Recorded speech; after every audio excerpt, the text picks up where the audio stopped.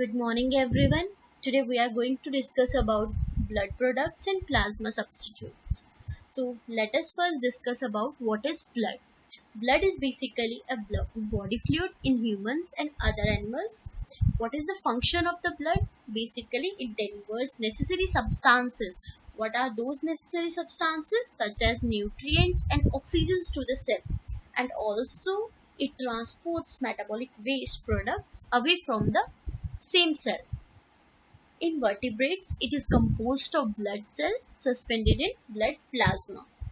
Now we will discuss about the collection of blood product. How we are going to collect the blood from the human being.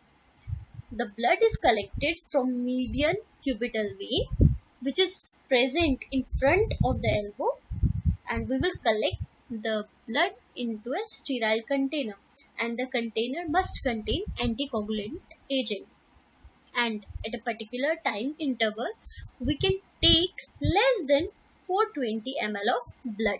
More than 420 of 420 ml of blood cannot be taken at a particular time.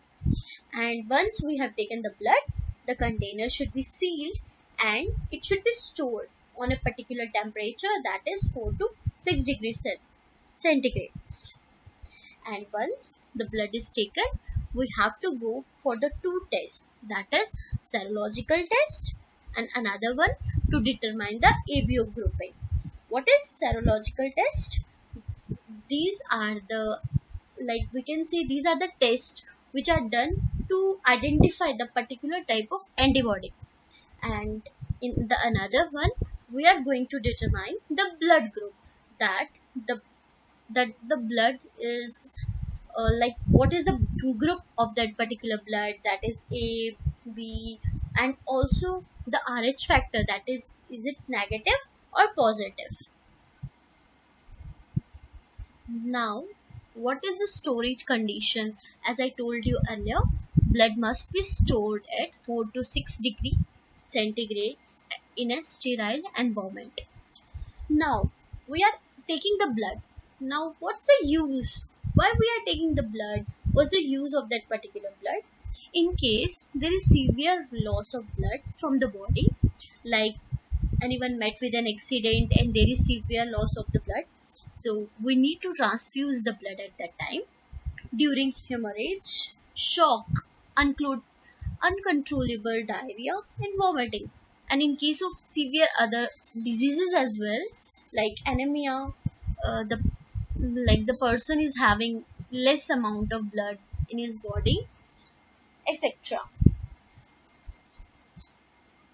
Now we will discuss about the components of blood.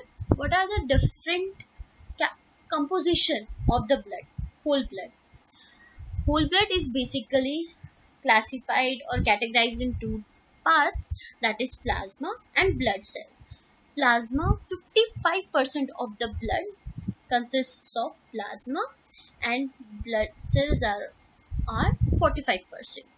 And plasma is further divided into two: serum and clotting factors. There are different types of clotting factors. And what are the blood cells? Blood cells are of different types, like erythrocyte, we can also call it as RBC; leukocytes, we can also call it as WBC; thrombocytes, also known as. Normally, the blood makes up about 7 to 8% of body weight, consisting 5.6 liter in a human being, which is having around 65 to 70 kg of weight. The temperature of blood is about 38 degrees Celsius and pH is 7.4. Now we will discuss about different blood products. So let's start with the dried human plasma. What is the need to use dried human plasma instead of whole human plasma? Because whole human plasma have several disadvantages. And what are those disadvantages? It has poor keeping properties, that we can store it up to 3 weeks. It requires refrigerator conditions, and the most important thing, that it needs to be compatible with the blood of the recipient. But in case of dried plasma, we have several advantages, like it can be stored up to 5 years if it is stored in a proper condition. It can be given to patients of any other blood group also. So now we will discuss about its preparation. Dried plasma is prepared from the expired citrated blood which has been centrifuged to deposit the cell. Now we will just remove the 40% of the supernatant through the sterile tubes. Then we will just pull it down and correct ratio of the blood groups is chosen to neutralize the albuminins. Then samples are tested for sterility. Now we will just we will dry it in by the method of freeze drying. And what is the storage condition? It is kept below 20 degrees Celsius and protected from moisture, sunlight, and remain usable for at least 5 years. So in case of whole blood, we are storing it around 4 to 6 degrees Celsius, but in case of plasma, we can store it up to 20 degrees Celsius. And what is the use in case of emergency where whole blood is not available? So the next one is dried human serum. What is the method of preparation? Blood is allowed to clot. So in case of dried human serum, we are not using any kind of anticoagulating agent. So blood is allowed to clot, and the supernatant serum being separated after the clot has retracted. What is the storage condition? It is also stored below 20 degrees Celsius and protected from light, moisture, and oxygen.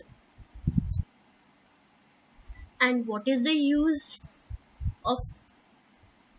So basically the use is treatment of burns, scalds where there is extensive fluid and protein loss.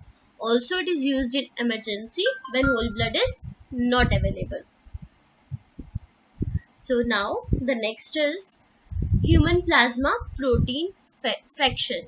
So what is the method of preparation? By fractionation of pooled citrated plasma, not more than 0.4%. An organic solvent is having proper volatility and bacteriostatic activity is used. Also there is the use of stabilizer, and the example of stabilizer is sodium caprolite, whose function is to allow the preparation to be heated for hours at low temperature and to maintain the isonicity. Sodium chloride is added. So now the next is human fibrinogen. So what is the use of human fibrinogen?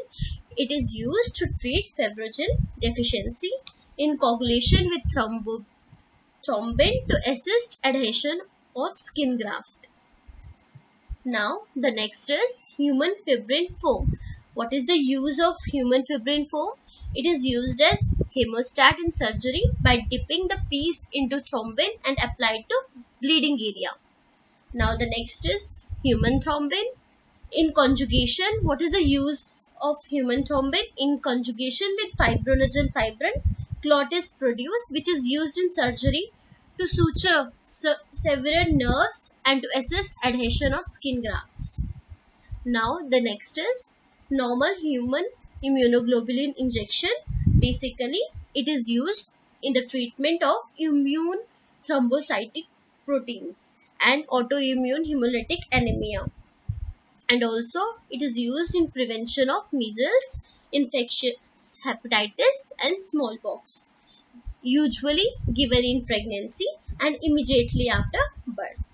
So all these we were discussing about different blood products. I hope you understood. Thank you.